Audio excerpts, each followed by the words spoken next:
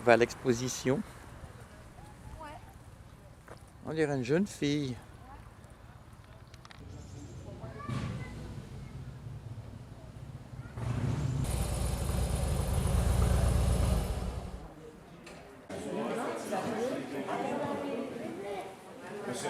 C'est vrai. Je regarderai quand même. Ah mais ouais, quand on a pris hors des sentiers battus.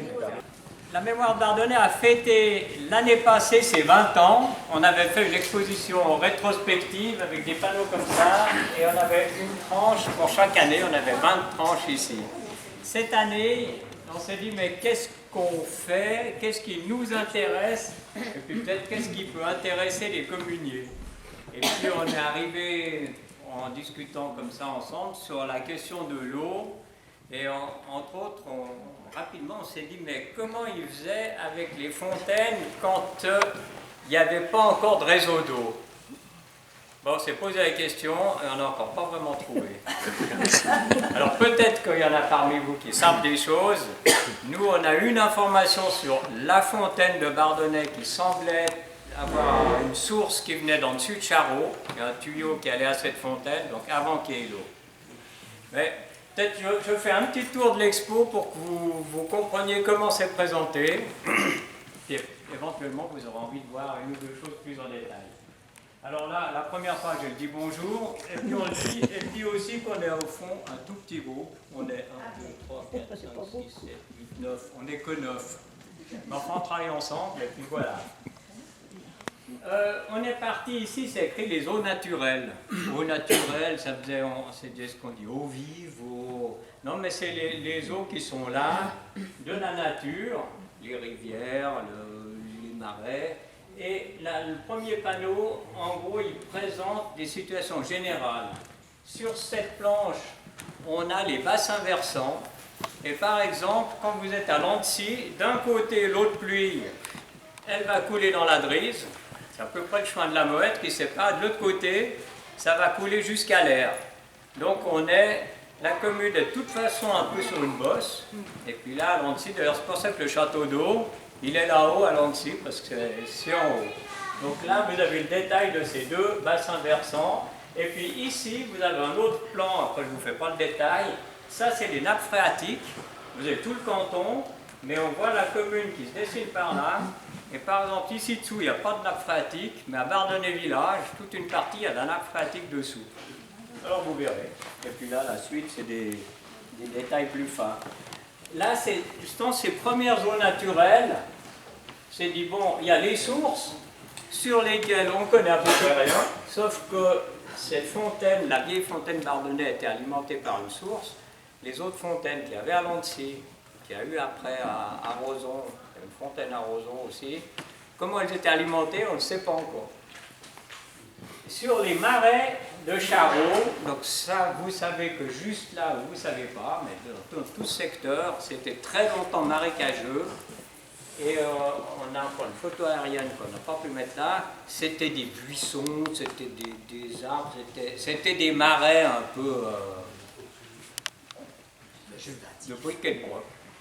Mais il y a eu des premières interventions, je ne peux pas aller trop dans le détail, mais en 1833, ils ont déjà décidé de faire des travaux de drainage qui n'ont pas été faits. Et là, en 1942, on a un plan qui est encore bien plus grand, qui est grand comme ça, dans les archives officielles de la commune. Et vous voyez là tout un système de drainage. Tous ces tuyaux, c'est tous les tuyaux d'eau, soit avec des petits trous ou pas, pour rassembler l'eau et puis les envoyer dans le maraîcher. Vous voyez le détail là, et tout le reste de la planche, c'est les puits. Là, vous avez le plan de Lancy avec les différents puits qu'il y avait, et puis les différents systèmes de puits et comment ils remontaient l'eau avec la chèvre. De ce côté-là, sur ces deux planches, c'est les rivières. Et on a pas un panneau, la Lissole, le Maraîcher, ruisseau des Fontainettes. Ça, je ne sais pas si ça dit quelque chose à quelqu'un. C'est un ruisseau qui se trouve là où il y a le pont qui mène nulle part, c'est-à-dire en dessous de Bardonnay. Il a une bonne centaine de mètres à l'air libre. Tout le reste, il part dans des canalisations, il passe sous l'autoroute. Et puis après, il reste toujours souterrain jusqu'à ce que ça rencontre les Fontenette, ruisseau d'Archamps. Celui-là, il a 4 noms différents. Une photo ici. Tout d'un coup, on voit apparaître là, ruisseau des Fins, parce que ça, c'est le pont de la Fin. C'est aussi là. Et bien, ruisseau des Fins, sur aucune carte, aucun courrier, vous voyez ruisseau des Fins. Sauf ici, tout d'un coup, il y a quelqu'un qui a mis un panneau. Ruisseau des Fins. C'est un des 4 noms. La Brise, alors ça c'est plus connu, mais par contre pour les gens qui habitent à Croix-de-Rezon, il y a un plan ici de 1819 où on voit Croix-de-Rezon, 0 maison, mais enfin vous pouvez quand même voir la route d'Annecy, elle est là. Vous pouvez voir comment c'était avant que vous habitiez là, pour ceux qui habitent. Et puis la Rande, ça c'est la rivière qui coule au fond là-bas, qui fait limite avec la France sur une grande longueur. Peut-être qu'il y a ces 2 photos-là qui pourraient intéresser parce qu'il y a une zone industrielle et une gravière géante là derrière. Et si vous faites des promenades, allez une fois sur le chemin des vignes, vous commencez à voir un peu la gravière, puis vous arrivez à aller voir plus près. C'est quand même, c'est étonnant, ces installations-là. Et donc, là, et puis encore les ponts, toute une planche sur les différents ponts sur les rivières.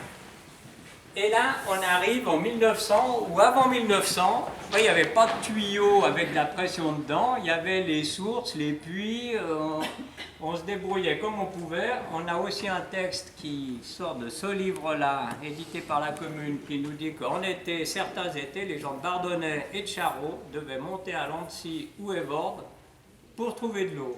Parce que le puits...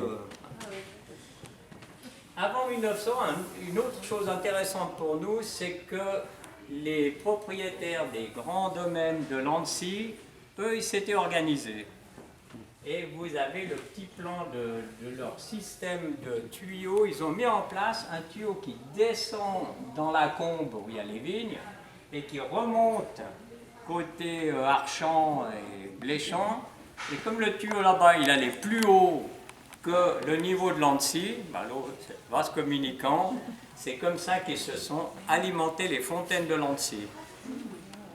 Les dates exactes, on ne les sait pas, on pense que c'est depuis 1830 environ qu'ils ont implanté ce système qui partiellement marche encore.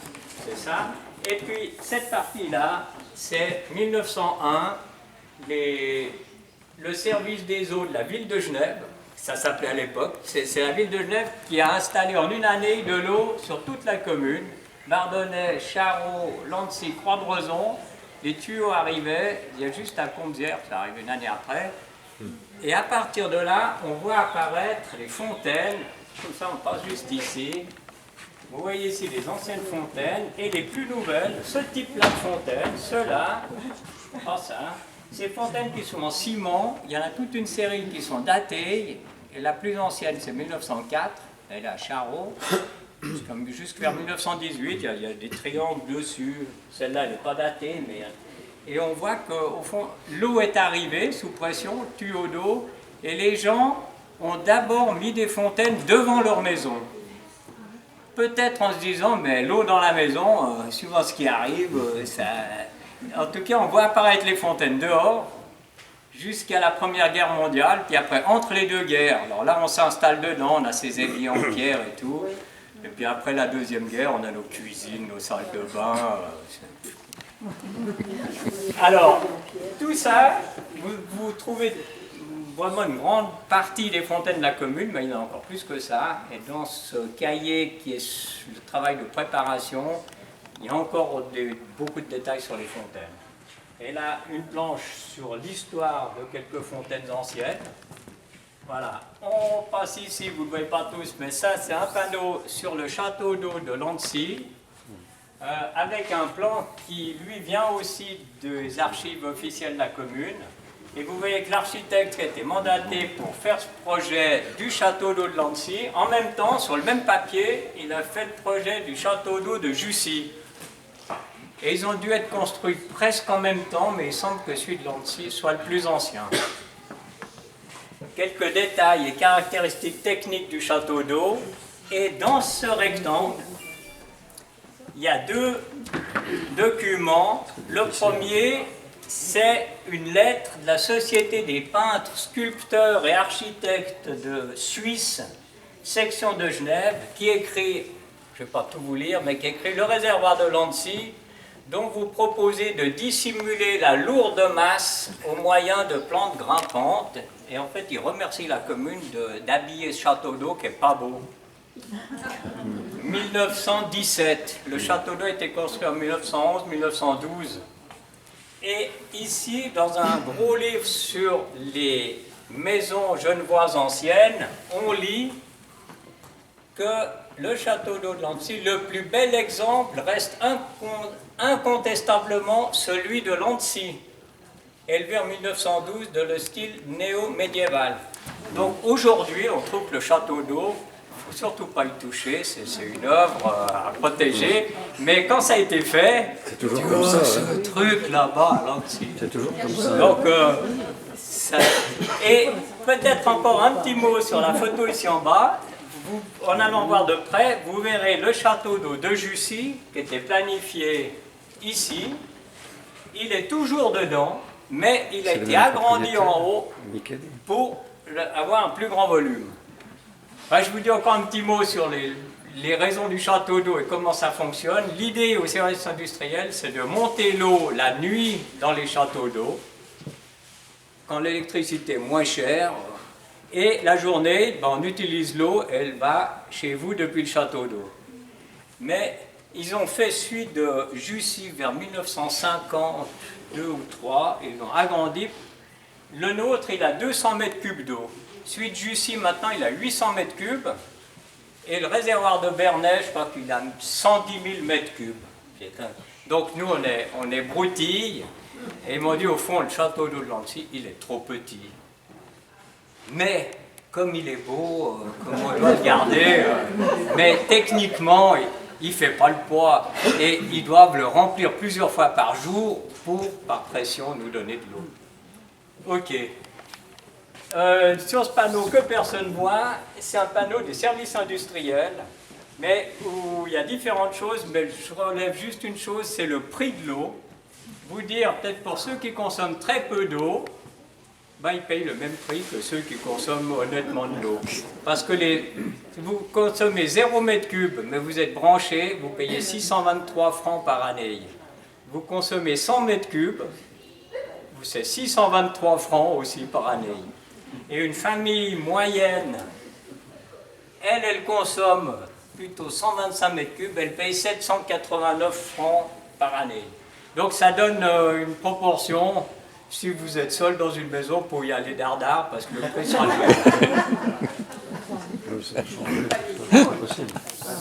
Ici, un panneau qui nous a été préparé par le service de la planification de l'eau, dont le directeur supérieur est là avec nous, parce qu'il habite la commune. Monsieur Boulauzer, c'est juste.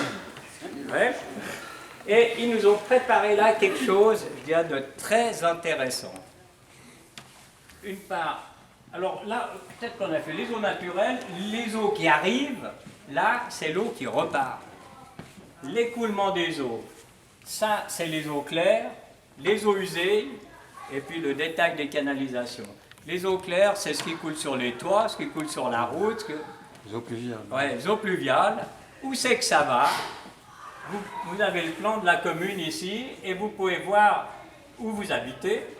Vous voyez les principales canalisations et puis ces signes-là, vus de près, c'est du déversoir et on voit où l'eau de votre secteur se verse dans les rivières. Ici dans la Drise, là dans le maraîcher, donc tout Charreau va dans le maraîcher en souterrain, tout Bardonnay va dans le fameux ruisseau des Fontenettes qui fait que ça à ciel ouvert, il n'y a pas dans un tuyau. Donc vous pouvez voir ça plus en détail. Et là, je trouve là, pour moi, hyper intéressant. Vous voyez, la commune, elle est ici. On a Croix-Brezon, Lancy, Charreau, Bardonnay.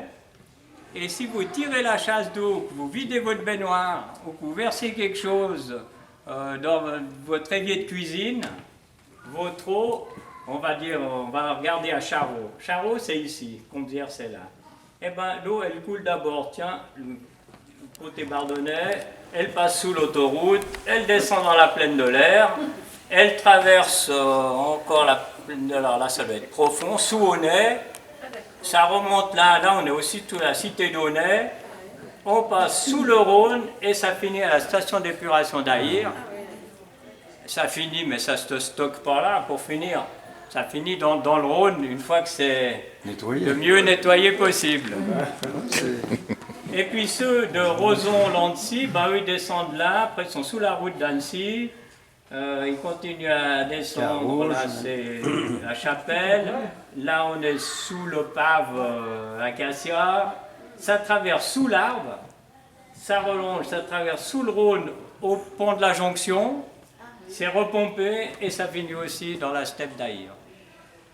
Voilà. Et puis là, vous avez deux panneaux qui sont Poésie de l'eau, qui sont plus des anecdotes, des photos anciennes, des choses qu'on a regroupées pour le plaisir à la fin. Bravo. Voilà.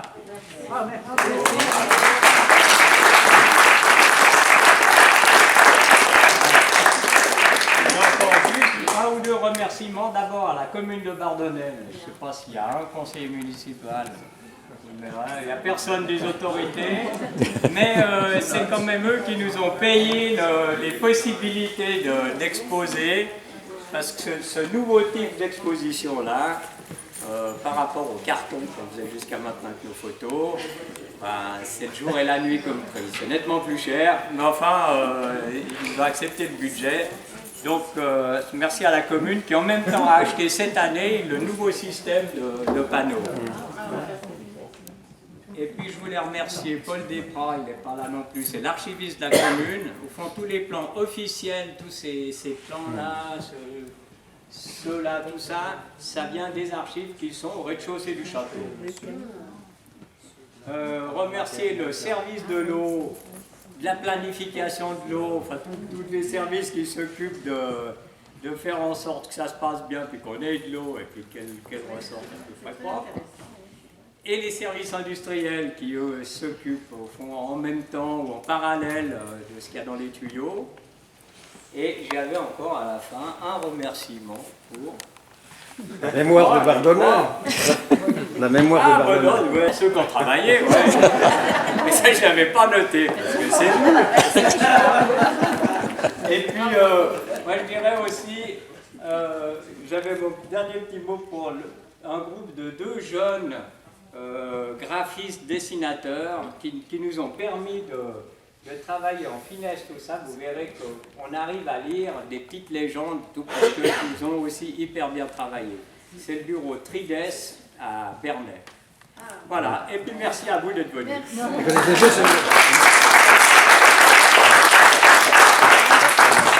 Excusez-moi, oui, je suis Luc Fronzoni, donc de Collonges-sous-Salève, ancienne propriété de Beaumont, et donc qui était donc Genevois jusqu'en 1754, parce qu'avant ça a été donc échangé contre Évordes à la Sardaigne.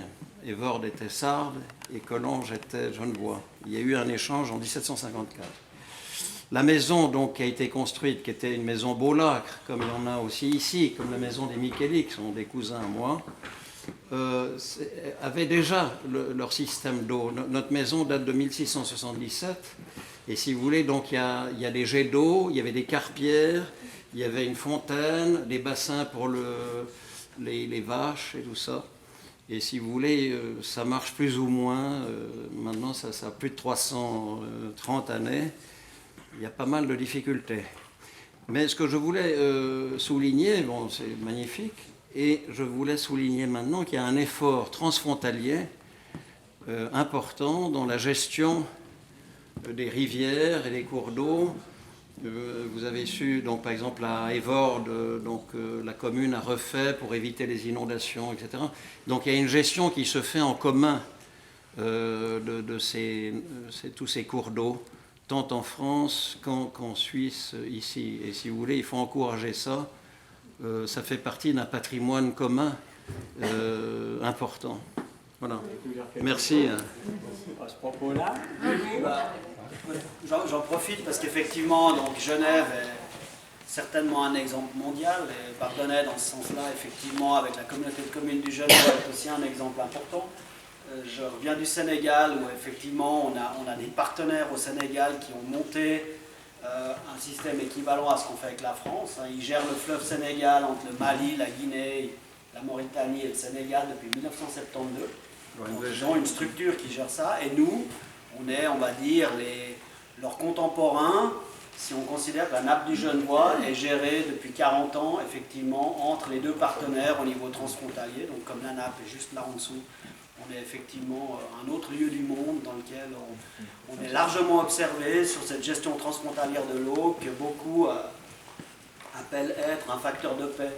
Donc typiquement, quand il y avait des conflits entre le Sénégal et la Mauritanie, la gestion du fleuve Sénégal les amenait en fait à continuer à trouver des arrangements indépendamment des armes. Et effectivement, à Genève, on a aussi un groupe d'experts au niveau mondial qui s'occupe de l'eau comme facteur de paix. Donc merci de faire un magnifique exposition sur l'eau pour ce 21e anniversaire, 3x7, c'est très symbolique. Et puis voilà, moi je suis très content d'habiter de nouveau depuis une année sur la commune de Bardonnay, puisque je l'ai déjà fait 2 fois dans ma vie, une fois au chemin du Rouet, une fois à Comzières et maintenant à Humilly. Et puis il manque les fontaines d'Humilly, mais on va compléter. Ne nous oubliez pas, on est encore tout juste avec Bardonnay. Merci. J'ai peut-être une petite réponse à votre remarque, c'est que vous habitez pied du Salève. Oui. Vous n'avez pas de problème d'eau, mais notre commune, il y a la Drise, ça remonte. Oui, oui. Et pour amener l'eau de l'autre côté, il a fallu attendre plus que 300 ans avant, ça ne marchait pas. Mais, oui, dans la maison Beaulacre des Micheli, je pense qu'il y avait déjà un système d'eau. Voilà, alors déjà, parce que si vous voulez, c'est des maisons qui ont été construites par Elisabeth Beaulacre, qui était donc la femme entrepreneur la plus importante en matière de fil d'or d'Europe. La famille Beaulacre était une famille de syndics de Genève, si vous voulez. Donc ils avaient le château Micheli, Collonges-sous-Salève, Crevin et Jussy. C'est pour ça que vous voyez toujours Jussy et Nancy, toujours... Et puis, les services industriels de Genève de cette époque-là étaient dirigés par Franck de Beaumont, qui était donc propriétaire de... Peut-être juste une petite chose sur Collonges. Il y a une phrase ici et un petit panneau là qui dit en 1899, donc juste avant 1900, avant qu'on reçoive de l'eau du réseau ici, la commune de Collonges-sous-Salève propose de céder de l'eau par abonnement. Parce que de l'eau, il y en avait de l'autre côté. Mais, et là, il se préparait un accord. Et puis voilà que le service de l'eau de la ville de Genève nous amène de l'eau. Donc ça ne se fera pas. Mais ici, vous avez commune de Collonges-sous-Salève. C'est l'entête d'une lettre qui négocie la vente d'eau. Voilà, écoutez, vous pouvez boire un verre. Et puis, merci d'être venu.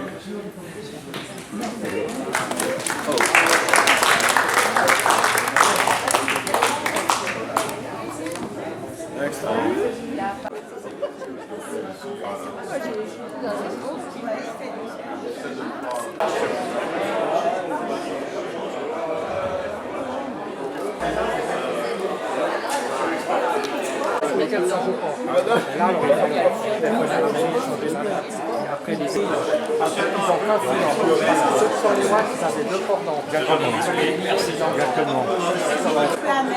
Super bien.